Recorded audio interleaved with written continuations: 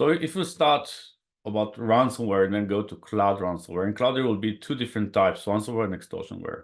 Classic ransomware usually means that someone have encrypted your servers, your systems, endpoints, and most often your backups too.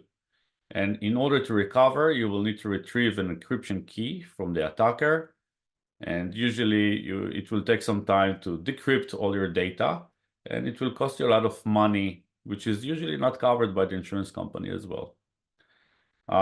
With cloud ransomware, we usually are talking about file sharing systems. First, the attacker will encrypt your files locally on your computers, and then it will encrypt all the files on the file sharing systems that you're using. And again, we'll ask you to pay for the decryption key in order to decrypt your files so you can keep on working. It will also might influence your backups, depends how are those defined, because if you have an incremental backup and you might already backed it up encrypted, you might not be able to recreate it.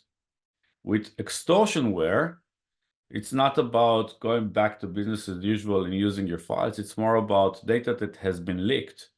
And the attackers are extorting the organization to pay them a certain amount of money, usually on Bitcoins or different cryptocurrency, in order to not publish the files that they have captured or were leaked and compromised. And those files usually will contain PIIs, private data on your customers, or anything else which could be sensitive to you. It's very important to realize which data was leaked and when, if it's still valid and important for the organization, because it could be very old data that we don't care about, or we care less than new generated data. And it's also very important to understand the amounts of data that have been compromised. Sometimes it's a very small amount, and the attacker is saying that this is just a sample of the data that have been leaked. And even though it's the entire data they will manage to capture.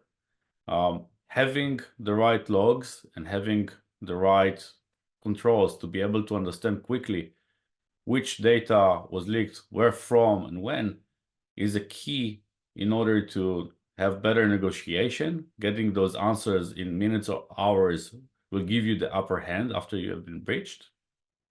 And also, it will help you to understand if you need to do breach notification, if you need to worry about your customers, third parties, comply with different regulations, and so on.